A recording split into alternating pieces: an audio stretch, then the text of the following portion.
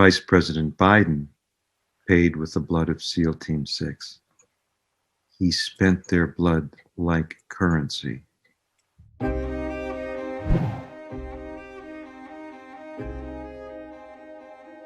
Joe Biden is having the worst week and worst month of his nearly 50-year political career, and November will probably be worse.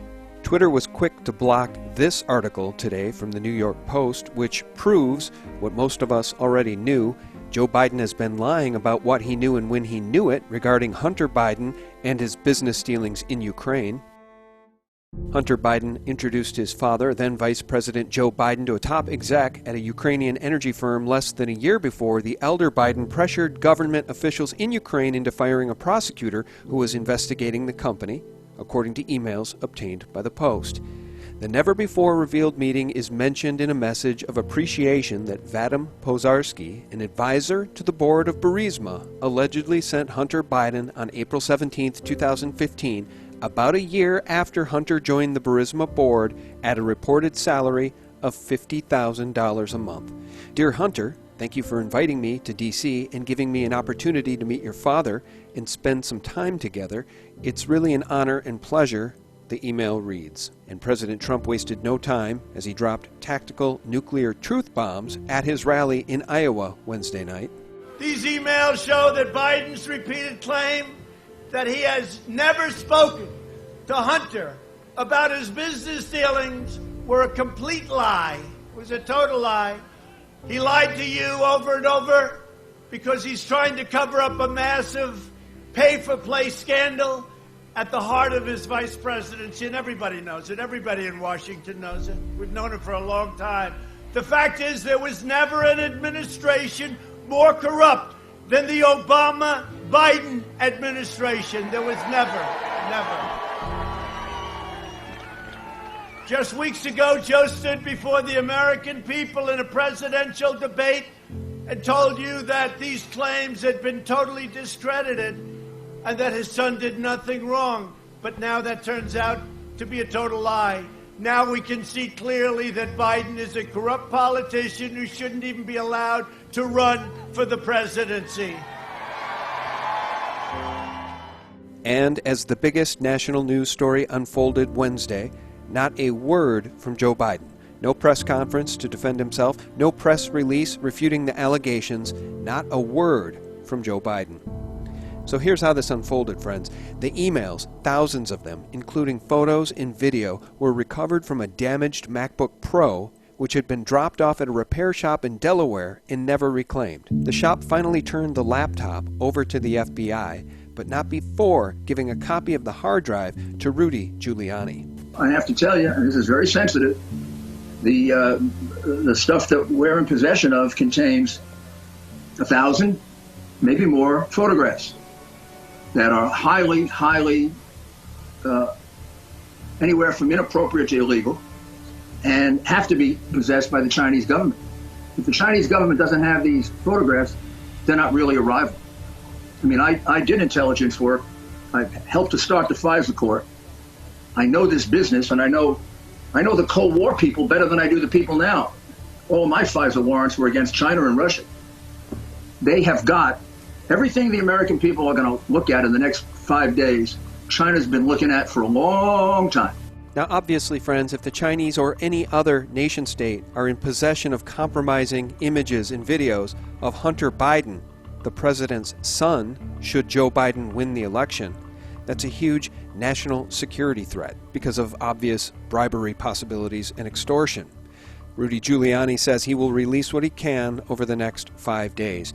Now, according to thesun.com, some of that inappropriate material includes a 12-minute video of Hunter Biden smoking crack while involved in a sex act. Can you imagine what would be on CNN and MSNBC every day until the election if this were Donald Trump Jr. rather than Hunter Biden? But it gets worse, friends, far worse. Corrupt pay-for-play deals, bribery, and graft involving Hunter Biden, Joe Biden, and Burisma are just the tip of the iceberg for Biden's no-good, very bad October. CIA whistleblower Alan Howell-Perot, in a viral interview with Benghazi whistleblower Nick No and Charles Woods, whose son Tyrone Woods was left to die in Benghazi, says he has the documents and audio recordings that prove the Obama administration, including Hillary Clinton, Joe Biden, John Brennan, and the former president himself, Barry Soetoro, allowed the massacre in Benghazi to happen. Our military are so well trained, their work is compartmentalized, and the only people that understand the full story are the people at the top. And they have made some very bad decisions for this country and for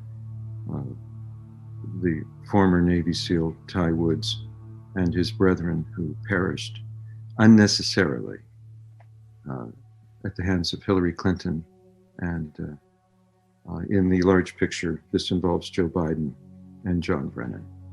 The Benghazi massacre was allowed to happen to cover up the trail leading back to the source of Stinger missiles that Hillary Clinton was trafficking, one of which was used to shoot down the Chinook helicopter Extortion 17 containing SEAL Team 6. 30 American troops and 8 Afghanis were killed in Tangji Valley in what can only be described now as a setup and a deliberate hit, which according to Perot was ordered by Hillary Clinton and Joe Biden. So that means that SEAL Team 6 was shot down on purpose after the trophy kill to ensure that no dead man can tell no tales. You were correct. So that President Obama paid bribery of $152 million. Vice President Biden paid with the blood of SEAL Team 6. He spent their blood like currency. TopTradeGuru.com provides a nice recap of this complex story of absolute treachery and murder. In a nutshell, Bush, Obama, and Biden willfully gave Osama bin Laden freedom if he promised not to attack U.S. territories. Biden and Clinton worked a deal with Iran to move Osama bin Laden to Pakistan for the SEAL Team 6 raid.